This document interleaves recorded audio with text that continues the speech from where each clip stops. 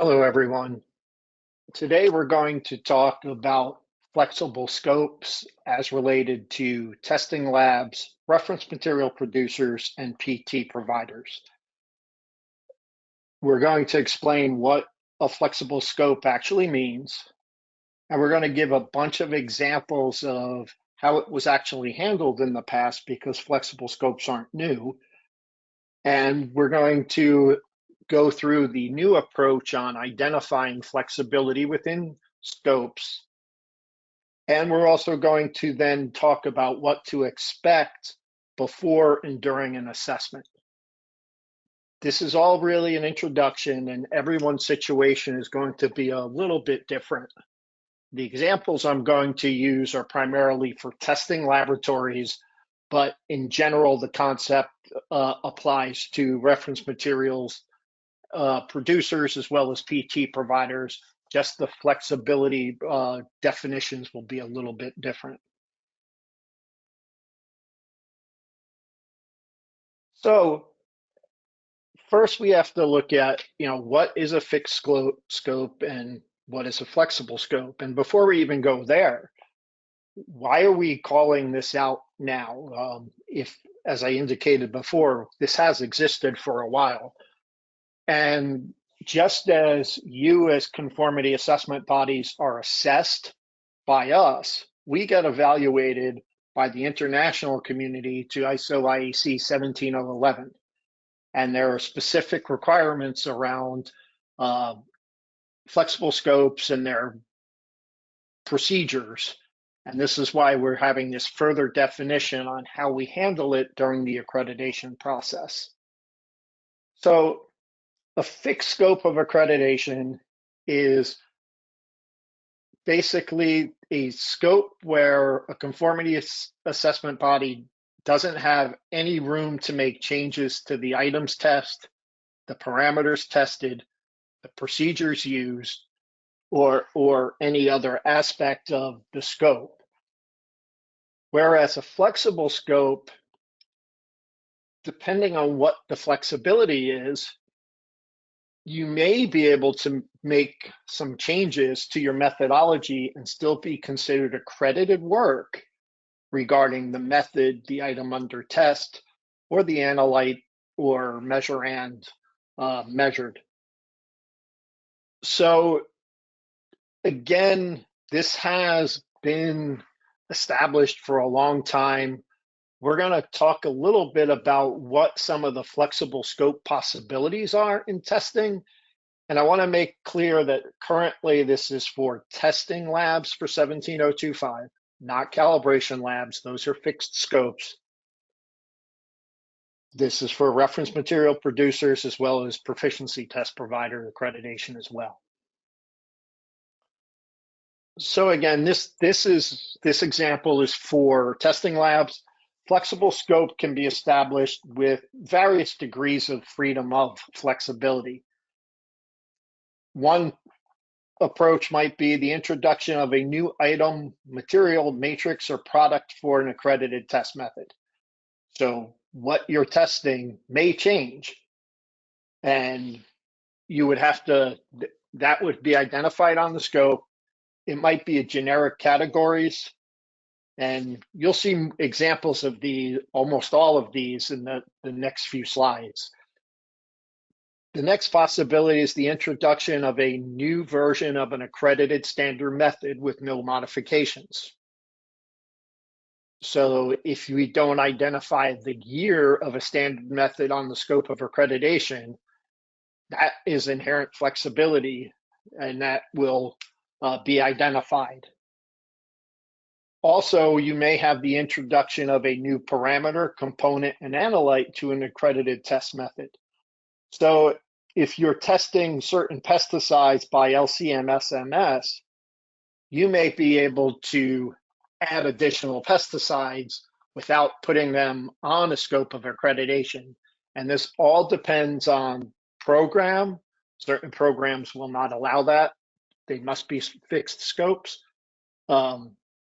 Other considerations there will be your customer needs as well. The next one is the introduction of a new version or modification to an accredited non-standard method. You have an in-house method, you improve it. This approach gives you the ability to use that method right away without doing a scope expansion to the new version, provided that you haven't changed the technology. And then the last example is the introduction of a new method that's equivalent to an accredited method using the same technology or technique. And that's another example. It's rarely seen. I did find one on a scope that I'll present later.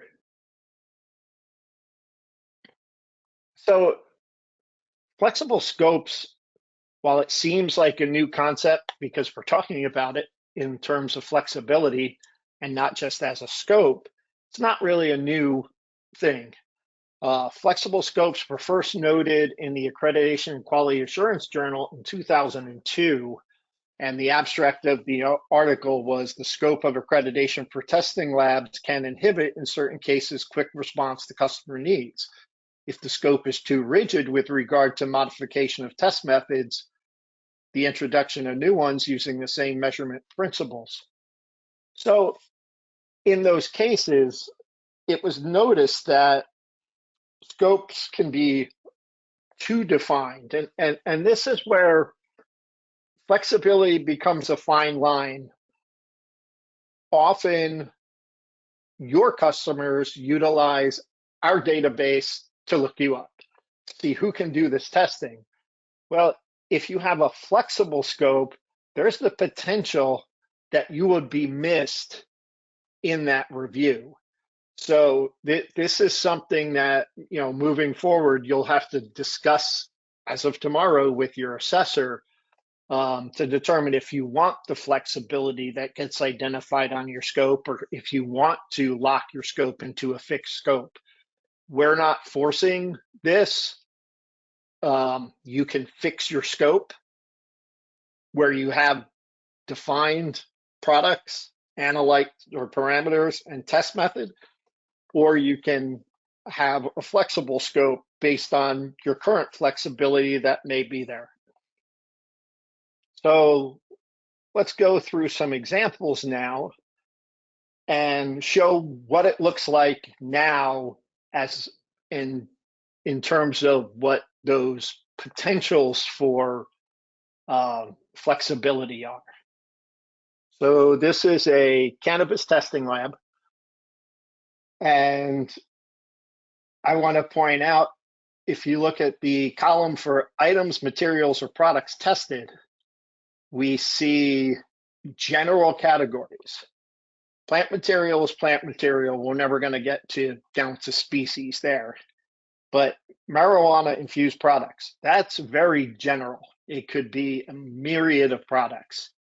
And if you look at the last item or product tested, food, that's again a very generic category. So that's some flexibility on a current scope. And then we also identify here a laboratory SOP, but there's no revision number. So that lab has the ability to modify or update that accredited non-standard method currently without requiring a scope expansion. I do want to point out, however, if you look at the list of pesticides on this first page, those pesticides, those are fixed. They can't add pesticides to this. They must do these pesticides, but they can do it for different types of products that's infused or food products, and they can do it and they can make changes to that SOP if required. Here's another example, and this one has an ASTM method on it, but we do not identify what year of publication for that ASTM method. So this would be the introduction of a version of an accredited standard method with no modifications, because there's no revision identifier. This specific method was actually published in 2009, 2010, 2012 and 2015. While both the standard and our policy state that you should be moving to the latest version where applicable, there are going to be cases for your customers that they want an old method as written because it's data comparability. We're always comparing apples to apples. And that's a common reason that for standard methods, you may have to do an old version. Now, that doesn't say that negates the standard requirement that you notify the customer that it's an out-of-date method, but ultimately, this allows you the flexibility to do these various versions based on the current scope of accreditation. Now, as you see, though, with these couple of examples, and I'll get into more, you'll also be able to identify, though, that this approach, sometimes it's just not clear. How does a customer know that you can do 2009, 2010, 2012? There's no ready identifier, and we're going to get to that in a minute of defining what the flexibility is and how that will be identified by customers. In this example, we have several other approaches. So again, dietary supplements, nutraceuticals, and food, broad category. So this is the introduction of a testing of a new item, material, matrix, or product for an accredited test method. Straightforward. Here, as if you remember the one example, we had a list of pesticides. Well, here, the first line item, specific tests or properties measure, it's residual solvents. Well, that list can be, 20 plus solvents. So that would be the introduction of a new parameter, component, or an analyte to an accredited method. So this lab has that capability on their current scope of accreditation. And again, because there's no version here, and we see that there's the introduction of a new version or modification to an accredited non-standard method. And I did have to look because of all the 3.1. whatever. I did confirm that this CAB actually uses revision A, B, and C. So it does take a little while to even for us to identify what the flexibility is. But there's been flexibility in the scopes. Another example is the introduction of a new test method. Again, nutritional supplements, broad category. Introduction of a new parameter, component, or analyte. A lot of these are very broad categories in themselves. Stimulants, narcotics, diuretics, masking agents. And then we have one SOP. There's no revision history. So this allows for the introduction of a new version or modification of that accredited non-standard method. And the last example I'm going to show is this one. And this lab, it's the introduction of a new testing item. The material testing is botanical, so broad. The specific tests measured, again, if you look at some of these analytes such as but not limited to, analytes such as but not limited to fatty acids, there's a variety of things that can be tested against. So introduction of a new parameter, a new component, a new analyte to an accredited test method. And if you look at this one, this is a lot different than the other scopes we looked at. This does not identify an SOP. The technique used, and it lists the technology. So the laboratory has the ability to do additional testing based on use of the instrumentation. Now, this was interesting because this is a broad flexibility, but when the lab is assessed, it has 50 SOPs for specific products that they have tested in the past based on the flexibility within the scope. So, and these are based on specific extractions and then analytical approaches to different plant material for the botanicals. So it's just a different way to think about a scope of accreditation. And there's no right or wrong way on these scopes. It's really how you define your business model and what are you trying to attract? Because again, people use the scope of accreditation to at least identify some of your capability. So how are we going to approach this? Well, what's going to happen is a technical program manager with assessment starting tomorrow will be reviewing new reassessment scopes of accreditation as well as scope expansions. So this will be phased in over a 2-year period. So if tomorrow you have a surveillance assessment, you're not going to get a scope identifying what your flexibility is. It's just not functional at this time. It would just be impossible with the amount of laboratories that get assessed in a day. But what we're doing is starting to educate the customers, and there'll be some education process on your customers as well.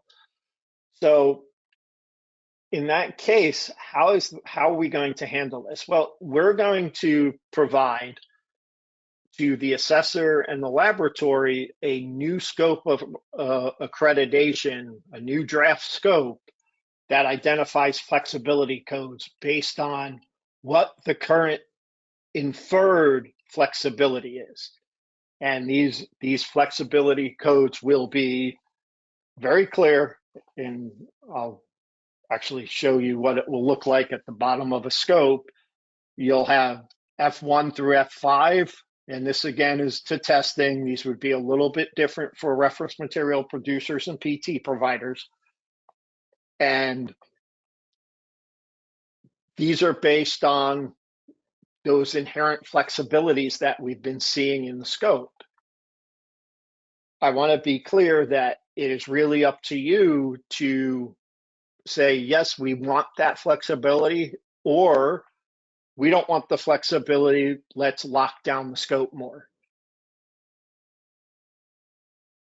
So in these cases, I'm just going to revisit a couple of those scopes.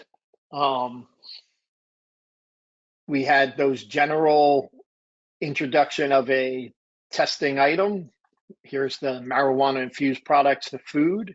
So that would be code F1. And then we have the SOP doesn't have a specific SOP number. So it would be the introduction of a new version or modification of an accredited non-standard method because there's no revision attached. And as you see, it will just have identification of the flexibility on the scope of accreditation.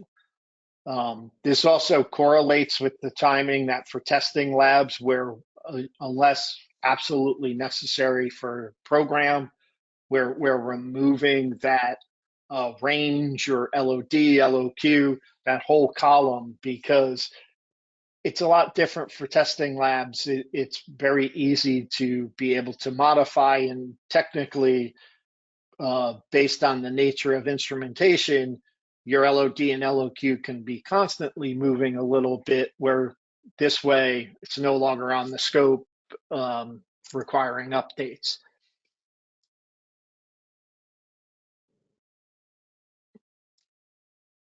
And here's just a little bit closer how you would see it. It would be identification of those flexibility codes. At the bottom of the scope of accreditation would be defining those codes. And again, I do want to point out there's a risk here. This lab is probably not much of a risk because someone might be searching terpenes. And okay, I see a list of terpenes, great. Where if people get too broad, you might be missed in a client search looking for a laboratory. So just something to think about in terms of your business model, what you want. I want to be very clear that we are not forcing you to add the flexibility codes. You can have a fixed scope of accreditation where there's no flexibility at all, but that would lock down specific items to be tested in this case, specific revision of the SOP. And so it's something just to really be aware of. And, just another quick example where that ASTM method, that there were 4 valid years within the last 12 years available or 15 years available. So here it is, and it would just be identified as F2 if that lab indeed wanted to be able to provide that service to customers for the 2009 or 2010 or 2012 version, not just the latest. And again, just a little bit closer up, what that would look like.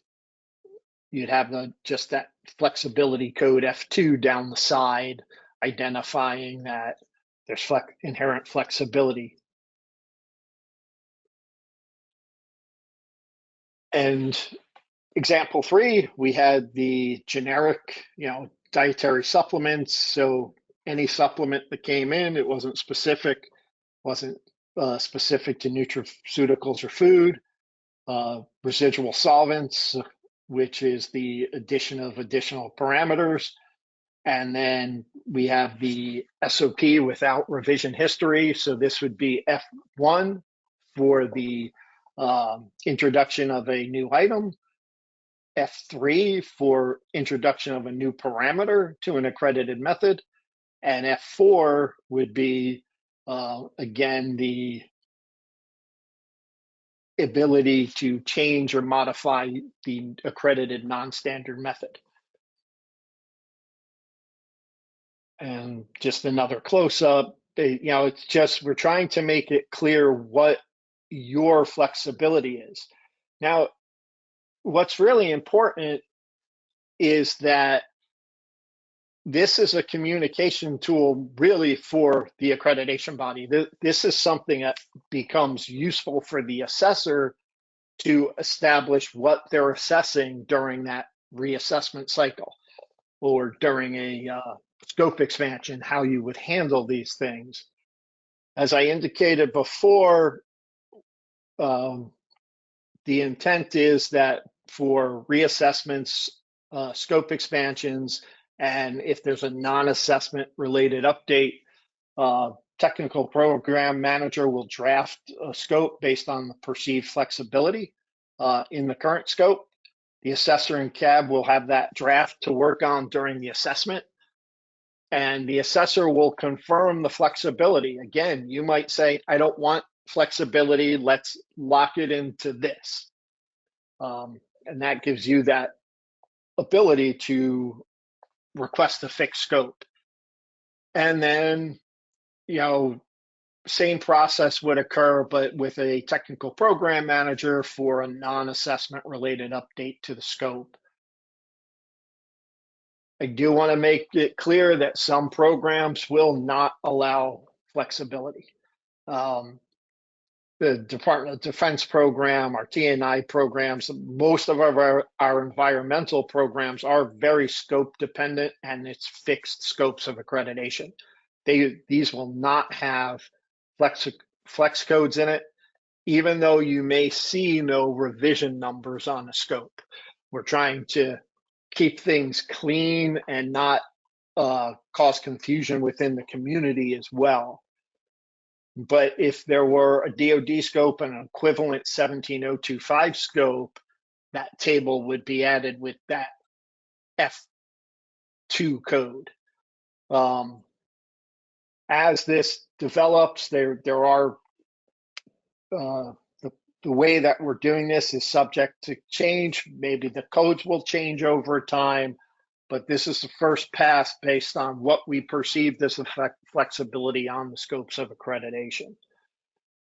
Okay, so what is the impact on you as a laboratory, as a conformity assessment body, and how's that going to change the assessment? Well, it probably won't change much, but there'll be subtle changes. First, as a laboratory conformity assessment body, you need to have something in place to manage a flexible scope of accreditation. If you're, and a lot of these are going to be validation. If you think about it in terms of those codes, you're going to be, if you're adding a new product, well, how close is it to a previous product? You're going to have to establish, is that extraction process for the method valid? Working with the cannabis industry, just subtle changes in products can have a big impact on the recovery of extraction processes. So you're going to need to do some sort of validation on that side. Same as if you're adapting using a new method. Okay, an ASTM method changed and updated, you go to the latest one. You're not going to do a full validation, but you will have to verify that method. So you'll have to have controls in place to identify these things and be able to maintain appropriate records. From a customer approach, these are the things you might think about. How do you assess your customers' needs in terms of scope flexibility, in terms of parameters tested, the method, the objects that are tested? So how do you discuss that with your customer, that you have this capability, and then what processes would you be in place? I would expect to see some sort of risk assessment. If you have to change an extraction, are you going to have that evaluation of competence available? What about traceability? How do you establish that for a new product? Probably some estimate of what resources are going to be required. And then do you have people that are actually qualified in terms of method development, if required? And then use of the current management system as required by the standard. Method validation, verification, validity of results, reporting claims. So some of the things that might be assessed, do you have records to support use of a flexible scope? That's important, that you're not just, okay, yeah, we can do it, magic, it happens. No, we need to see that, one, that you're tracking it, and any of those changes, how did you handle it? Was there a verification, a validation? You're defining all this, and it falls under your current management system. Can a CAB provide this information for the assessment purposes?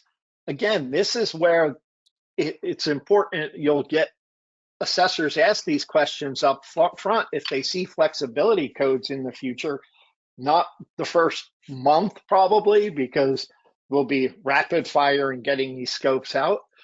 But once this process matures, people are going to say, okay, I see you have this flexibility and this flexibility on your scope. Do you want to keep it?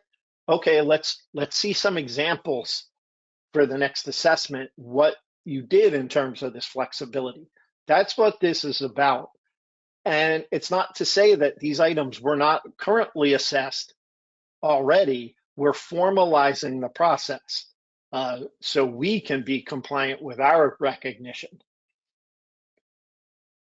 We also are other considerations may be, what are the contract review triggers for a flexible scope? How does it, do we have to talk to a technical manager? How can we adapt this method?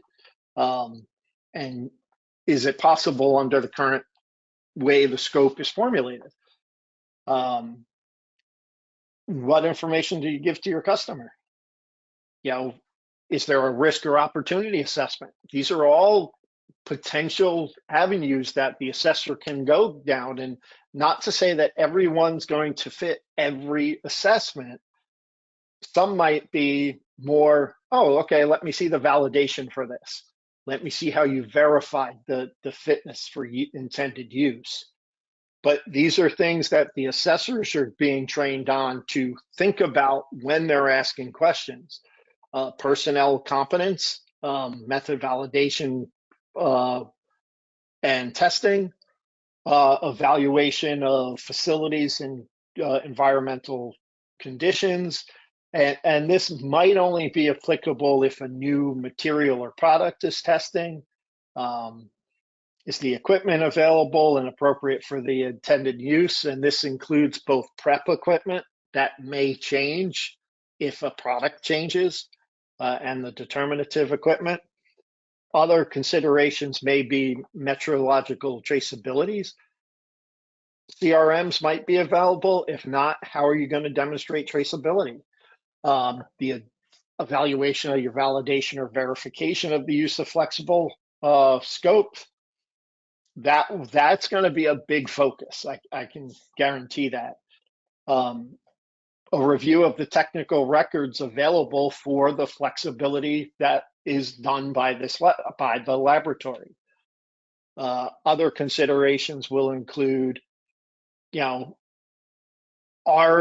there been any impacts to the measurement uncertainty?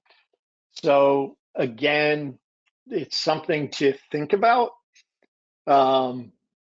because if you're adding components, especially when you have a huge multi-analyte list, you want to make sure that there's no impact on that extraction if you had to modify the extraction, and how that relates to the resulting chromatography, for instance.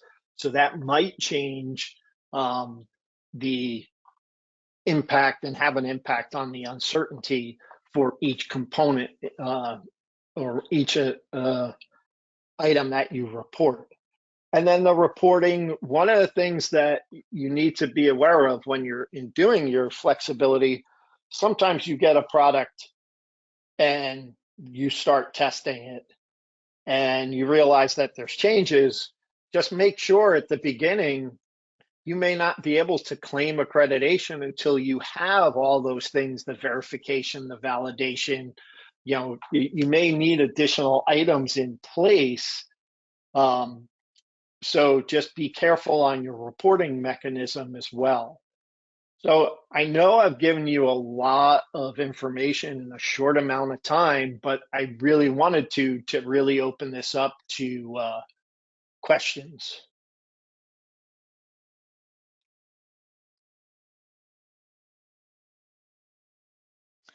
So it looks like we do have one right now. So I'm reading for F2, when it states no modification, does this mean that the lab has made no modifications, but that the standard method may have been updated by ASTM, AOAC, FDA, etc.?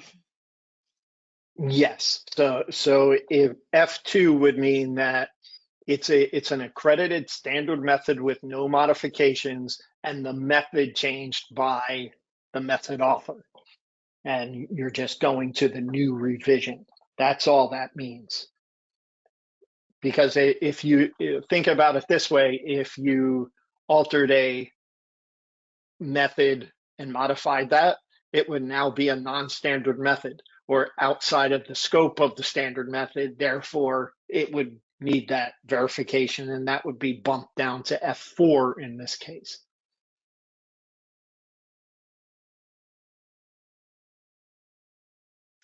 That's all I'm seeing for right now. If we want to wait a couple seconds, see if any come in, but that's all for right this second. Okay, Oh, there is another one coming. She's typing it out. great.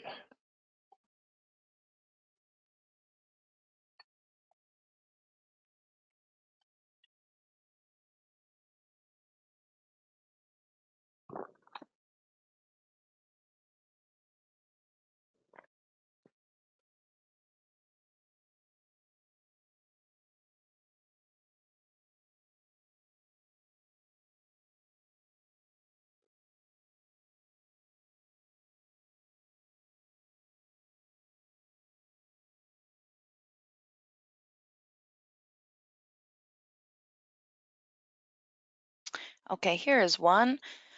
So we have a reaccreditation audit coming up next year. We can expect that there will be a discussion with our auditor about this.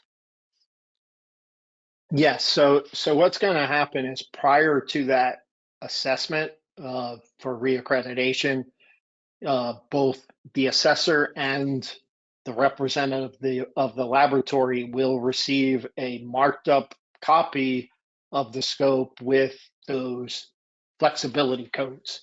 That gives you the opportunity internally to determine if you want the flexibility, and this will help the assessors then plan the assessment.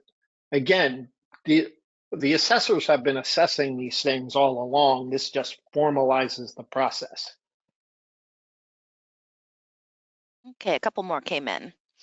Our assessor had us add customer specified methods along with the standard methods, but we aren't sure how to use these. Any suggestions?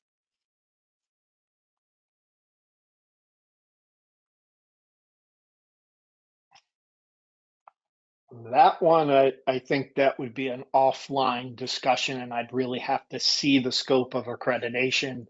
Um, but often when you're following a primary method and then there's customer specs, it would just say along, here's the reference method along with customer specification.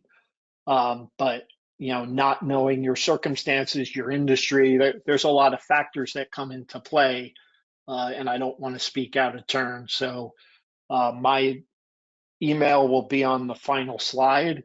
Feel free to shoot me an email. We can set up a meeting and talk it through a little bit. Okay, I have another one. I have had problems in the past listing examples of equipment that could be tested utilizing that part of the accredited scope. How can I utilize a flexible scope to accomplish that? Can you repeat that? Yeah, sorry. I have had problems in the past listing examples of equipment that could be tested utilizing that part of the accredited scope. How can I utilize a flexible scope to accomplish that?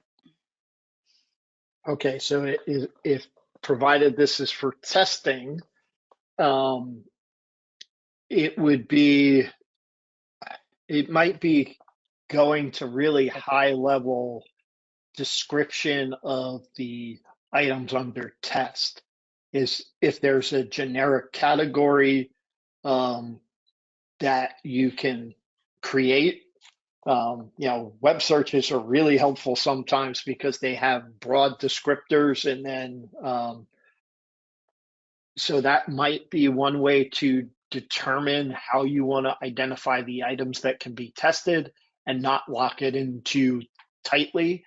The other fact is, again, this is a potential conversation with the technical program manager responsible for your laboratory or that has knowledge in your discipline, that they might be able to provide some guidance on something to think about in terms of being broad if that's what you want, and not to be as locked down to specific test items or articles. They did elaborate a bit. They included also, say for AC voltage measure, I want to list examples of volt measuring equipment.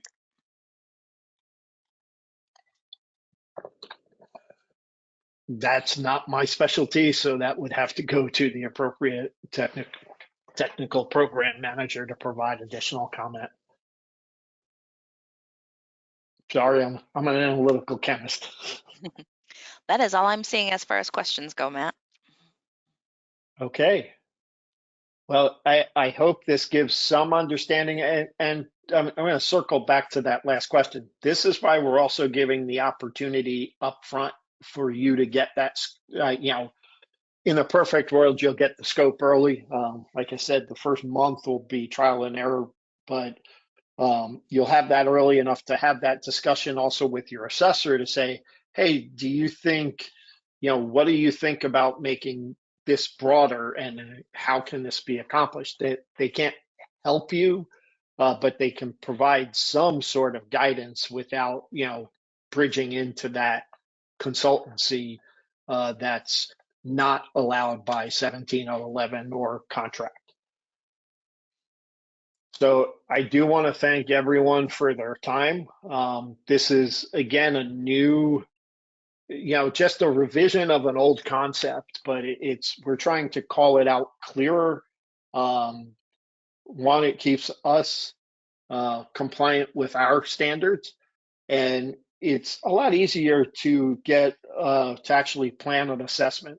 As having done hundreds, if not 1,000 plus assessments over the last 20 years, I have to say that sometimes a scope isn't, it's sometimes a challenge to understand what you have to sample.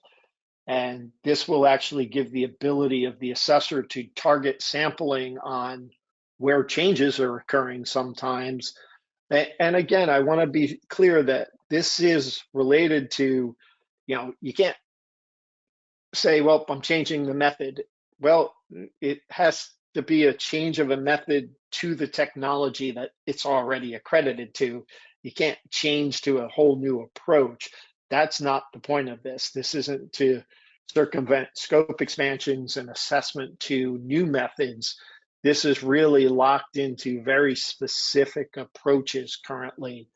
And, I hope you got some information out of this and understand how this might impact an assessment. It shouldn't impact assessment time. It'll just create a better strategy for sampling for the assessor. And the other thing to understand is just because you have some flexibility identified on the scope, it's okay if you don't use it. But that's the other thing, especially if your methods, if you lock your method in and you don't have a revision and it's an in-house method, it may not change. But do you want the flexibility? Sure. So there's pros and cons to this to really think about from a risk perspective internally. How flexible do you want your scope? But what harm can that do for customer searches? So that's a management decision on how you want to formulate the scope. Other items such as broad categories for parameters, as long as you have the in-house expertise to do method development and method validation in terms of extraction processes, it may not be that terrible. So think about what you really want when you get it. This is going to be an ongoing process. I'm sure there'll be refinement as PL4 changes over time.